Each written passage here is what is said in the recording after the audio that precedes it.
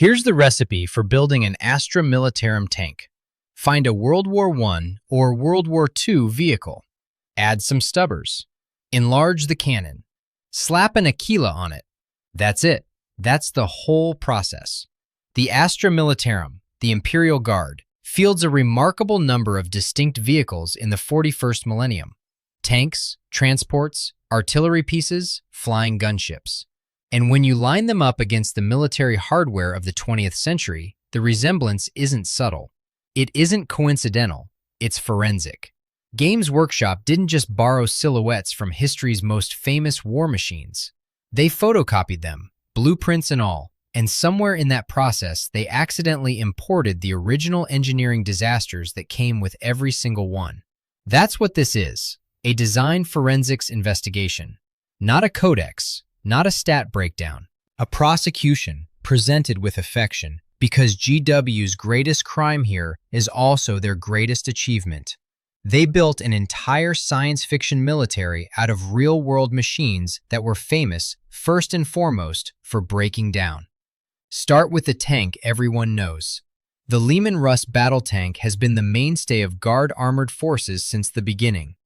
Chunky, with that distinctive central turret and the sponson guns hanging off the hull sides like afterthoughts. The Warhammer 40K wiki describes it as an ironclad declaration of might made manifest. And yes, it looks enormous. It looks indestructible. It looks exactly like a British Mark I heavy tank from 1916. The Mark I entered combat at the Battle of the Somme on September 15, 1916.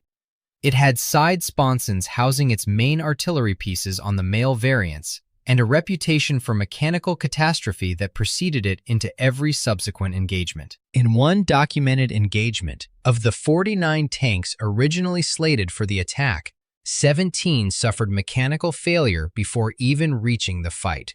Not enemy fire, mechanical failure, en route. The sponson arrangement was a particular problem. The broader crew experience inside those vehicles was defined by the struggle to select the best ground or to anticipate mechanical failures in time to put them right. A description that tells you a great deal about how often something went wrong and how little warning anyone got. Tank Hunter records that side sponsons caused problems when tanks were abandoned by their crew due to mechanical failure or because they had run into difficulties. The Leman Russ uses the exact same geometry. Those sponson guns sit in the same position, with the same restricted traverse and the same blind spots. But the sponson problem is almost charming compared to the turret issue. The turret of the Leman Russ is physically too small for its battle cannon. Community analysis of a more realistically proportioned Leman Russ model produced the observation that in any real vehicle built to those proportions, the recoil mechanism would absolutely crush the tank commander when the main gun fires. That analysis comes from hobbyist engineering rather than a GW design document, but it's difficult to argue with. GW took a WW1 era aesthetic, oversized gun, undersized fighting compartment, and rendered it faithfully into the future, including the part where the physics don't work. 7 named variants of the Leman Russ exist in the lore and product history alongside the base tank itself. The Demolisher, the Vanquisher, the Eradicator, the Exterminator, the Punisher, the Conqueror, the Executioner. All of them sit on that same too small turret ring. All of them carry those same sponson blind spots. GW built a whole family of problems on top of the original problem. One of those variants deserves special attention. The Executioner carries a plasma cannon, described in the lore as a rare and ancient standard template construct variant, the kind of irreplaceable archaeological technology that Imperial commanders would guard with their lives. The evidence suggests, though the product documentation isn't in the source record, that the Executioner ships in the standard plastic retail kit. The sacred and irreplaceable relic of the dark age of technology, available at any hobby store, on a standard sprue for a standard price. That gets to something important about how GW justifies all of this. The standard template construct, the STC, is the in-universe explanation for why soldiers in the 41st millennium fight with what amounts to WW1 era technology. The idea is elegant. All Imperial technology is based on ancient pre-heresy designs, patterns recovered from a lost golden age, which can no longer be modified or improved. The Mechanicus treats even a fragment of an STC pattern as a holy relic. You use what the ancients left you, and you are grateful for it. The Guard's archaic armor isn't a design failure, it's theological obligation. It's a genuinely clever narrative solution to a very real aesthetic problem. But it doesn't explain the sponson blind spots. The theology of the Omnissiah doesn't fix the physics of turret ring diameter. GW found a beautiful in-universe excuse for the limitations they'd inherited, and then proceeded to make the limitations worse with each variant they added to the range. Now move to the tank that generated the most forensic noise, the Ragnarok. A heavy assault tank used specifically by Valhallan regiments, with a boxy, oversized turret sitting on a relatively compact hull, housing a disproportionately large caliber main gun.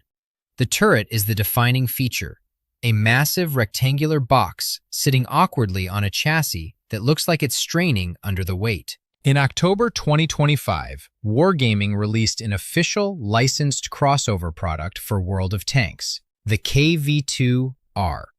The vehicle in that product features what the official announcement describes as the unique Valhallan Ragnarok permanent 3D style, inspired by Valhallan ice warriors. The product is called the KV2R. The R almost certainly stands for Ragnarok. A commercial entity, operating under license from Games Workshop, looked at the KV2 and the Ragnarok and built a product that treats them as the same object wearing different clothes. The KV2 entered Soviet service in the early years of the Second World War. Its defining feature was a large caliber howitzer mounted in an enormous box turret that sat on its chassis like someone had welded a garden shed onto a tank. And the transmission, already a chronic weak point on the base vehicle, was, as a documented military history source confirms, greatly magnified with the much heavier KV2. The transmission problems documented by contemporary sources were severe enough that the chassis simply couldn't sustain the weapon system mounted on it. The vehicle was mechanically defeating itself. The howitzer was too heavy for the platform. The platform was too heavy for the transmission. The transmission failed. The Ragnarok is a KV2 with an Aquila on it, and it inherited every single one of those problems in its lore, right down to the fact that it's used by the Valhallans, the regiment explicitly modeled on Soviet Red Army aesthetics, including the cold weather environmental doctrine and the Stalingrad-inflected defensive stubbornness that defines how they're written and played. World of Tanks confirmed it commercially. The community recognized it, including commentary from players who identified the match on site. The Chimera armored personnel carrier follows a similar pattern. The standard transport for Guard infantry, it carries troops in an enclosed hull with firing ports and has a profile that maps closely onto the Soviet BMP infantry fighting vehicle family, in what is widely accepted in the community as one of GW's clearest Cold War borrowings. The BMP-1 and BMP-2 were the Cold War's answer to the question of how to get infantry to a fight in an enclosed armored hull, a design choice that Cold War service demonstrated carried significant risks for the soldiers riding inside it. The Chimera, in lore, is the Guard's workhorse transport, present in virtually every engagement, carrying the bulk of infantry forces across the battlefields of the 41st millennium. GW built their universal transport on the chassis of a vehicle whose Cold War service record made it a byword for crew vulnerability. The Valkyrie assault carrier extends this investigation into the air. A dual assault carrier and fire support role is the defining unusual feature of the vehicle. That same combination of troop transport and weapons platform is widely recognized in the community as the design logic of the Mi-24 Hind helicopter, which is widely understood to have entered Soviet service as an unusual hybrid of gunship and flying infantry fighting vehicle. Most helicopter designers chose one role. The Mi-24, as the community broadly recognizes it, chose both, creating a machine that was heavy, distinctive, and visually unlike anything else in the air. The Valkyrie makes the same unusual design choice, carrying the same conceptual logic. No official commercial confirmation exists at the level of the KV2/Ragnarok match, but the visual and functional DNA is widely recognized in the community, and the design logic is difficult to explain any other way. The Cyclops demolition vehicle is a remote-controlled tracked platform carrying an explosive charge. Its entire operational purpose is to drive toward a target and detonate.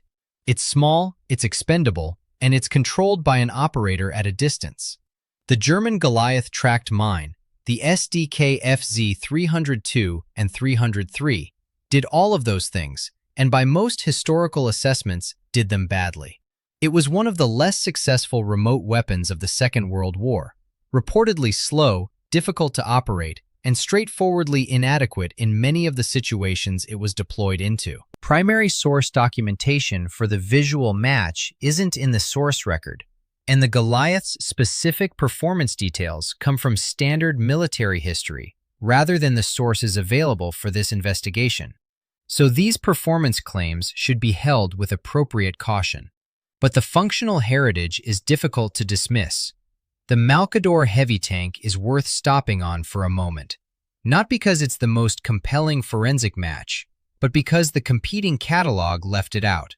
The Malcador and its variants, the Defender, the Annihilator, the Infernus, represent an older generation of heavy armor in Imperial service, predating the Leman Russ in the lore hierarchy.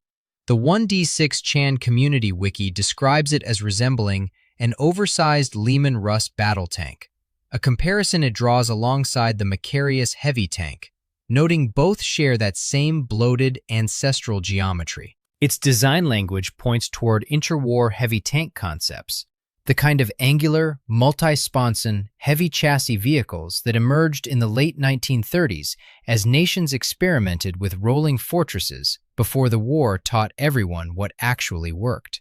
The Malcador, in community lore tradition, is associated with a notoriously unreliable engine, one widely cited as prone to overheating even under standard operational conditions, though the specific codex text wasn't available to verify for this investigation. GW apparently wrote mechanical failure directly into the vehicle's lore specification. The thesis writes itself. Now come to the Death Strike. In the 41st millennium, the Death Strike missile launcher has, as the official Warhammer 40K wiki states directly, an operational range in the thousands of kilometers that no other Imperial artillery piece can come close to matching. Thousands of kilometers. That isn't a typo. That isn't hyperbole for effect. That is the in-universe specification for a tabletop model that any player can field on a 4x6-foot gaming table. This is where the lore and the tabletop rules diverge in the most spectacular possible direction. At some point in the game's history, the specific edition and rules text haven't been independently verified, so this needs to be held as community account rather than confirmed documentation. The Death Strike's extreme range reportedly translated into tabletop mechanics that allowed players to declare targets essentially anywhere. And the community, being the community, took that to its logical conclusion. A Reddit thread on the Astra Militarum subreddit discussing whether the Death Strike is viable or purely a meme contains this summary of the resulting folklore. There have been stories of games where one store fired a Death Strike missile at another store and hit a random table affecting the game there. The image is precise. A player, somewhere in England, picks up their phone. They call a Games Workshop store in another city. They announce, with appropriate gravity, that a Death Strike missile is inbound. They roll their dice. They describe the impact. The players in the other store, crucially, and this matters, in many of these accounts reportedly welcomed the interruption. The chaos was the point. The Death Strike's tabletop infamy is partly the weapon and partly the people who decided that the rules permitted this and chose to embrace it fully. One version of this story involves a targeting calculation from London to Australia. That specific account comes from community commentary rather than any verifiable primary record. None of this has been confirmed as something that actually happened in a documented, witnessed sense. But it doesn't need to be. The fact that the community generated this mythology, that the weapons rules were apparently permissive enough that the story became plausible, is itself the data point. The Death Strike draws comparison in the community to the Scud launcher, a Soviet tactical ballistic missile system that became widely cited in military history for inaccuracies so severe that it functioned more as a general area threat than a precision weapon. Whether that visual match is exact is a question for better-sourced investigators. What isn't in question is the design logic. GW took the concept of a weapon with absurd operational range and questionable precision and turned it into a game mechanic. The Basilisk self-propelled artillery piece, the Manticore rocket launcher, the Hydra anti-air platform, each one maps onto a different page in a 20th century military history catalog. The Basilisk's shape and function echo multiple real-world self-propelled artillery systems. The Manticore is a multiple-launch rocket system. The Hydra's quad autocannon arrangement reflects anti-aircraft platforms developed in the Second World War. Every time GW needed a vehicle type, they went to the Military History Archive and traced the outline. The Baneblade is the honest endpoint of that process. 7 variants: the Baneblade, Banehammer, Banesword, Doomhammer, Hellhammer, Shadow Sword, and Storm Sword, all built on the same super heavy chassis, all defined by a weapons loadout that accumulates barrels the way other vehicles accumulate track links. The main Baneblade itself has been described in the community as fielding an almost impossible accumulation of guns, a phrase that captures something real about what the model communicates. It doesn't map cleanly to a single historical vehicle the way the Ragnarok maps to the KV2. It maps to every paper project, every super heavy fever dream that military engineers drew up and that budget constraints and sanity eventually killed. The Maus, the E100, the Landkreuzer P1000 Rata, which existed only as a concept and whose proposed weight and dimensions would have made it physically impossible to cross most of Europe's river bridges. The Baneblade is the apotheosis of the super heavy impulse. GW didn't copy one vehicle for it. They copied the idea of the vehicle. The point at which engineers stop worrying about logistics and start asking how many guns can physically fit on one hull. The individual Baneblade variants don't need separate prosecution. They share the same crime in different configurations. What does need prosecution is the regiment question, because the investigation so far has focused on machines.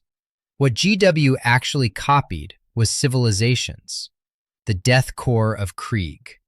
The name itself is a confession. Krieg is the German word for war. The regiment's visual design is widely understood in the community to feature gas masks evoking First World War-era respirator equipment and greatcoats in tones that place them on the Western Front as clearly as any photograph from 1917. Their doctrine is widely understood in the community as explicitly attrition-based. They specialize in siege warfare, trench assault, and the grinding forward advance that treats casualties as acceptable operational parameters. The attack spirit of WW1's final years translated into the 41st millennium. GW didn't just give them German-looking helmets. They appear to have given them a military philosophy built around the specific form of industrialized warfare that defined that conflict, worked into their combat doctrine at a foundational level. The Valhallan Ice Warriors complete the picture on the Eastern Front. Their uniforms evoke the winter equipment of the Soviet Red Army in its most iconic period. Their tactical identity is defined by cold weather endurance, defensive stubbornness, and the willingness to absorb casualties on a scale that would be unacceptable to other forces. The Stalingrad model, transposed to ice planets in the far future. World of Tanks, in their licensed crossover product, placed the Valhallan aesthetic directly onto the KV2, confirming at a commercial level what the community has always known. The Valhallans are Soviet soldiers with Gothic ornamentation. The connection isn't artistic interpretation, it's direct translation. This is the escalation the vehicle analysis was building toward. GW didn't borrow tank shapes from military history. They borrowed the mud, the trenches, the doctrine of expendability, the weight of a soldier who knows they aren't expected to survive, only to advance. The Imperial Guard isn't a futuristic military force with vintage aesthetic influences. It's 1917 and 1941 with lasers. And every mechanical failure, every design compromise, every cultural legacy of those years is present in the 41st millennium, because GW put it there, either deliberately or by complete accident. The competing video covering Militarum vehicles missed the Malcador Defender entirely. It also used a Leman Russ Annihilator image in place of a Hellhound, and placed a Space Marine Repulsor Executioner in its Guard tank thumbnail, a different faction's vehicle on the wrong miniature range in the title card. These claims originate from planning research rather than independently verified primary documentation, so take them for what they are. But if accurate, they aren't minor errors in a completionist catalog. They're the kind of mistakes that indicate the maker wasn't looking closely enough at the vehicles they were describing. Looking closely is the whole job. GW looked closely at a Mark I tank from 1916 and put sponson guns on the Leman Russ. They looked closely at a KV2 and built the Ragnarok.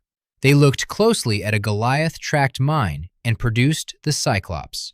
They looked closely at a weapon system with absurd operational range and gave us the Death Strike, a launcher whose lore range is measured in thousands of kilometers. None of these vehicles had a particularly distinguished record of reliability or precision. Most of them broke down or failed in the field more than their designers intended. And the Guard, the supposedly rugged and reliable backbone of the Imperium, the institution that fights a 10,000-year war with unbroken determination, fields every single one of them. The STC lore explains this theologically. The vehicles are sacred. They can't be changed. The machine spirit demands fidelity to the original design. What the machine spirit never mentions is that the original design had a turret ring too small for the main gun, a transmission that failed under the weight of the turret, a guidance wire that got cut, a range so extreme that it became a community legend about phoning game stores in other countries. The Guard fights with the best weapons humanity could build 1,000 years before the Middle Ages. Those weapons were copies of even older weapons, and the flaws came along with the blueprints. GW's 41st millennium is built on a foundation of authentic 20th century engineering disasters, every one of them faithfully reproduced in resin and plastic and sold in a hobby store, available for a standard retail price, some of them on sprues with supposedly rare variants included. That isn't science fiction. That is military history with better marketing. Subscribe for more stories like this.